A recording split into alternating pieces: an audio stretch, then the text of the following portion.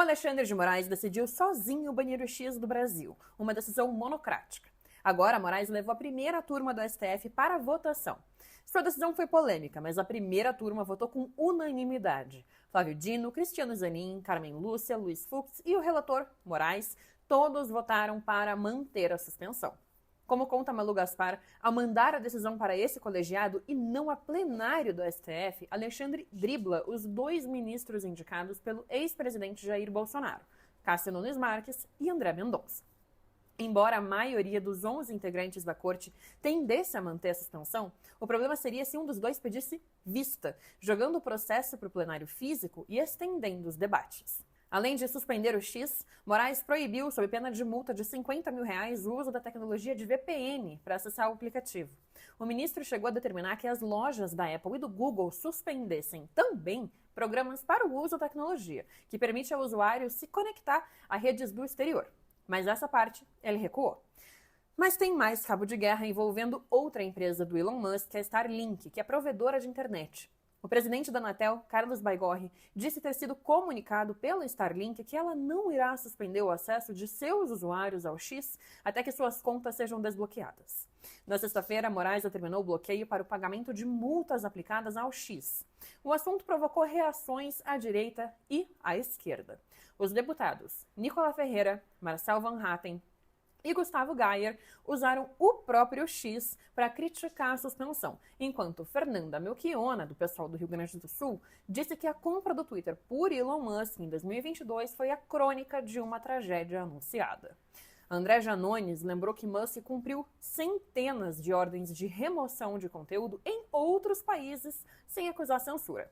Já Felipe Neto pediu que os usuários não usem VPN para acessar o X. E o vice-governador de Minas, professor Matheus Simões, foi parabenizado por Musk por violar a ordem judicial e usar o VPN.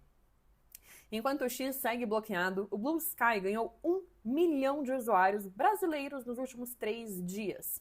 E diante do boom, o STF pediu à plataforma a remoção de perfis falsos com o nome do tribunal, informa Malu Gaspar. A rede social foi idealizada pelo mesmo criador do Twitter, Jack Dorsey, em 2019. Na época era um projeto interno do atual X, mas em 2021 tornou-se uma plataforma independente. Assim como o Blue Sky, o Threads, da Meta, ganhou novos usuários desde o início do conflito de Musk com Moraes. Ofensas e agressividade marcaram o debate dos candidatos à Prefeitura de São Paulo. Tchutchuca do PCC, ladrãozinho de creche, Boulos e Bananinha. Guilherme Boulos, Pablo Marçal, Ricardo Nunes, José Luiz da Atena e Tabata Amaral participaram sob a mediação da jornalista Denise Campos de Toledo. As acusações de elo com o PCC contra Marçal e Nunes estiveram no centro das falas dos concorrentes. Apesar do esforço da mediadora para garantir civilidade, predominaram a troca de acusações e até gritos fora do microfone. Ao final do terceiro bloco, a jornalista chegou a pedir a entrada de seguranças para conter o Datena, que saiu de seu púlpito e partiu para cima de Marçal. A discussão das propostas para a cidade foi praticamente ignorada. Então, Marçal é de longe o postulante à Prefeitura Paulista com o maior patrimônio declarado à Justiça Eleitoral, R$168 milhões.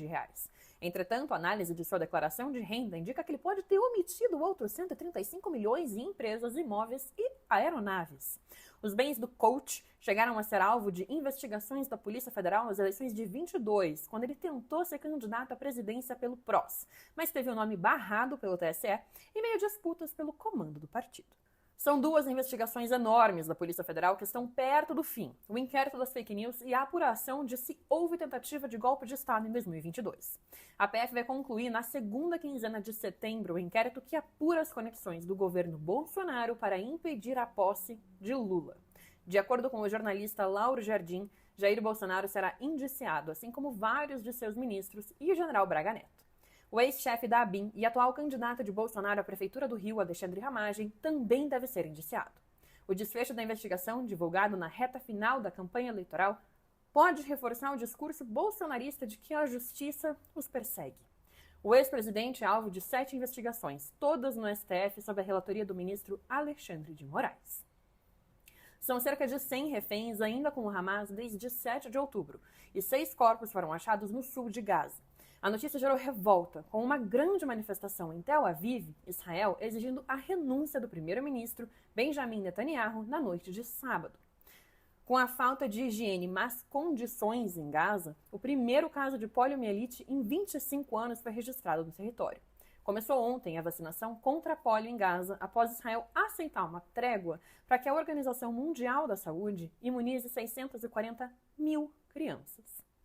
Aqui no Brasil, a maior seca da história afeta o país de forma generalizada, segundo análise do Centro Nacional de Monitoramento de Desastres Naturais.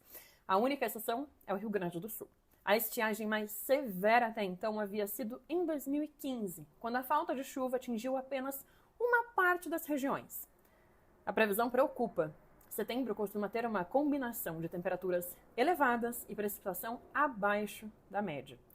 Com isso, os impactos podem se estender até novembro e atingir setores como saúde, energia e agricultura. A explicação para a seca é a soma do El Niño, que aquece o Pacífico e se prolongou, causando bloqueios atmosféricos, com a Laninha, do Atlântico, caracterizada pelo resfriamento do oceano na costa da África, que enfraqueceu o fluxo de ventos úmidos para o Brasil. Outro fator é o aquecimento do Atlântico Tropical Norte. Indígenas da aldeia Caturamã fizeram uma manifestação na BR-381 em São Joaquim de Bicas, na região metropolitana de Belo Horizonte, no sábado. Eles pediram a regularização do abastecimento de água e assistência médica para as crianças da comunidade, que estão com lesões na pele, febre e diarreia. Os médicos trabalham com a hipótese de que uma bactéria tenha contaminado a tribo. Não fomos nós quem destruiu o rio Paropeba, disse a cacica Célia Garro, referindo-se ao rompimento da barragem da Vale, em Brumadinho, em 2019, que levou lama de rejeitos ao rio. Uso de dados para treinar IA?